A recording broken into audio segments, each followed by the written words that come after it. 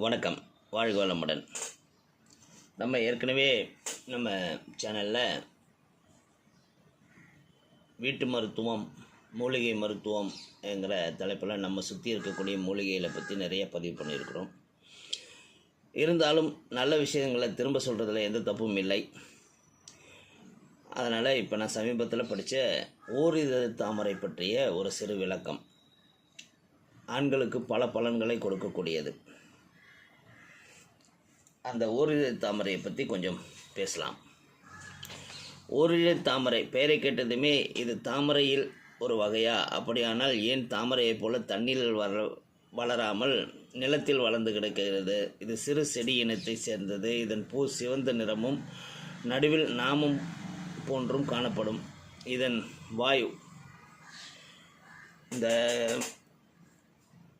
ஓரிதழ் தாமரையோட காய் ஒற்றைக்கல் மூக்குத்தி போல் இருக்கும். வயல்வெளி மற்றும் சதுப்பு நிலங்களில் வளரக்கூடிய இந்த மூலிகைக்கு ரத்தின புருஷ் என்ற ஒரு பெயரும் உள்ளது. ஓரிதழ் தாமரையின் இலை, தண்டு, பூ, வேர், காய் மட்டுமின்றி முழு செடியுமே மருத்துவ குணம் வாய்ந்தது.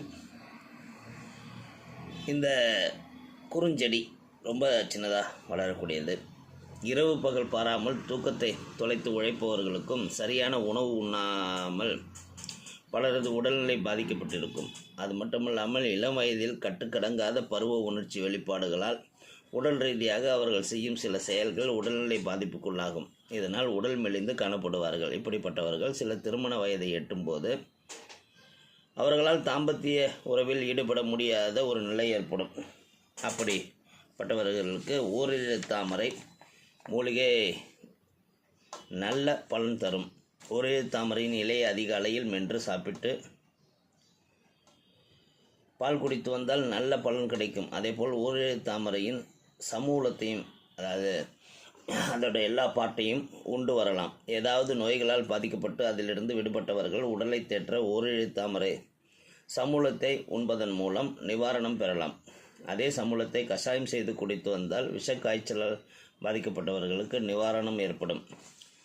ஆஸ்மா நோயாளிகளுக்கும் இந்த கஷாயம் நல்லதொரு மருந்தாகும். உடல் எடையை குறைக்க சிகிச்சை எடுப்பவர்கள் இதே கஷாயத்தை அறிந்து கைமேல் பலன் பெறலாம். ஓரிதழ் தாமரையுடன் சம அளவு கீழா நெல்லி இலையை சேர்த்து சிறு உருண்டையாக்கி தினமும் அதிகாலை சாப்பிட்டு வந்தாலும் மேலே சொன்ன பிரச்சனைகள் தீரும். உணவு சூழல், பொருளாதாரம் காரணமாக சில இளைஞர்கள் இளம் வயதிலேயே முதியவர்கள் போல காணப்படுவார்கள். அப்படிப்பட்டவர்களுக்கு இதே ஓரிதழ் தாமரை கீழா நெல்லி உருண்டைகளை சாப்பிட்டு வந்தால் பலன் பெறலாம். பாதுகாப்பற்ற உறவு கொள்ளும் ஆண்கள் மற்றும் பெண்கள் பாடாய்படுத்தும் நோய்கள் ஒன்று மேகவெட்டைன்னு சொல்லக்கூடிய பாலியல் நோய், அதாவது சிஃபிலிசிஸ்ன்னு சொல்லலாம். பிறப்புறுப்பு மற்றும் ஆசனவாய் பகுதியில் வரக்கூடிய இந்த மேகவெட்டை நோய்க்கு ஓரிதழ் தாமரை சமூலம் பலன் தரும். ஓரிதழ் தாமரை சமூலத்துடன் பச்சை கற்பூரம், கோரோஜனை, நாட்டு மருந்து கடைகளில் இது கிடைக்கும். அந்த கோரோஜனைங்கிறது சம அளவு எடுத்து அரைத்து அதனுடன் பசுனை சேர்த்து பாதிக்கப்பட்ட பகுதியில் பூசி வந்தால் நல்ல நிவாரணம் கிடைக்கும். ஆண்மை குறைபாடு, குழந்தையின்மை பிரச்சனை, தாம்பத்தியத்தில் ஈடுபட இயலாமை உள்ளிட்ட பிரச்சனைகளை இந்த ஓரிதழ் தாமரை பலன் கொடுக்கும். இலை, தண்டு, வேர், காய் என ஓரிதழ் தாமரையின் முழு சமூலத்தையும் நிழல் உலர்த்தி பொடி செய்து இரவு தூங்க செல்வதற்கு முன் பாலில் கலந்து சாப்பிட வேண்டும். இதைத் தொடர்ந்து ஒரு மண்டலம் செய்து வந்தால் உடனடி பலன் கிடைக்கும். இதே சமூலத்தை வேர் முதல் பூ வரை அரைத்து சுண்டைக்காய் அளவு எடுத்து பசும்பாலில் கலந்து காலையில் வெறும் வயிற்றில் 3 நாட்கள் சாப்பிட்டு வந்தால் ஆண்களுக்கு ஏற்படக்கூடிய வெள்ளை ஒழுக்கு, அதாவது கிளீட்னு சொல்லக்கூடிய பிரச்சனை, அடிவயிறு வலி போன்றவை சரியாகும். சமூலத்தை 21 நாட்கள் காலை வெறும் வயிற்றில் சாப்பிட்டு 50 மில்லி ஆட்டுப்பால் குடித்து வருவதன் மூலம் இழந்த ஆண்மை சக்தியை திரும்ப கிடைக்கும். உடல் ஆரோக்கியமாக இருந்தால்தான் சிந்தனை தெளிவாக இருக்கும். சிந்தனை தெளிவாக இருந்தால்தான் குடும்ப மகிழ்ச்சியாக இருக்கும். ஆரோக்கியத்தை காப்போம், மகிழ்ச்சியோடு இருப்போம்னு இந்த பதிவு முடிஞ்சிருந்தது. மிக அருமையான பதிவு. இதே போல் எனக்கு ஒரு அனுபவம் உண்டு. ஒரு சில வருடங்களுக்கு முன் ஒரு சூழ்நிலையில் வேறு எந்த மருந்தும் கையில் இல்லாத ஒரு சூழல், ஒரு 30 வயதுக்குள்ளே இருக்கக்கூடிய ஒரு இளைஞர், அவருக்கு கண்ணில் பல பிரச்சனைகள். அந்த கண்ணில் பிரச்சனை இருக்கிறவங்களுக்கு ஆப்ரேஷன் பண்ணுறதுக்காக அவர் அந்த இடத்துல இருந்தார்.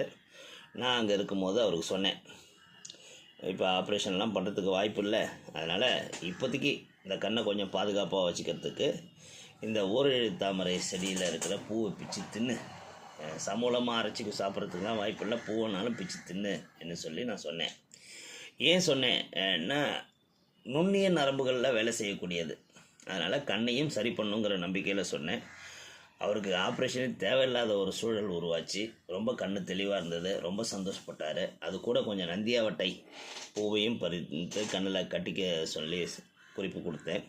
ஸோ மிக அருமையான ஒரு கைமேல் பலன் இருக்கிற மாதிரி அது கண்மேல் பலன் கொடுத்த ஒரு மூலிகை இந்த ஓரிரு தாமரை. அதனால் பாலுணர்வு ஆண்மை என்கிற ஒரு கண்ணோட்டத்தில் மட்டும் பார்க்காம இந்த மாதிரி மூலிகைகளோட மறைந்து கிடைக்கும் பல பயன்களையும் நம்ம எடுத்து சொல்ல வேண்டும். வாழ்க வளமுடன்.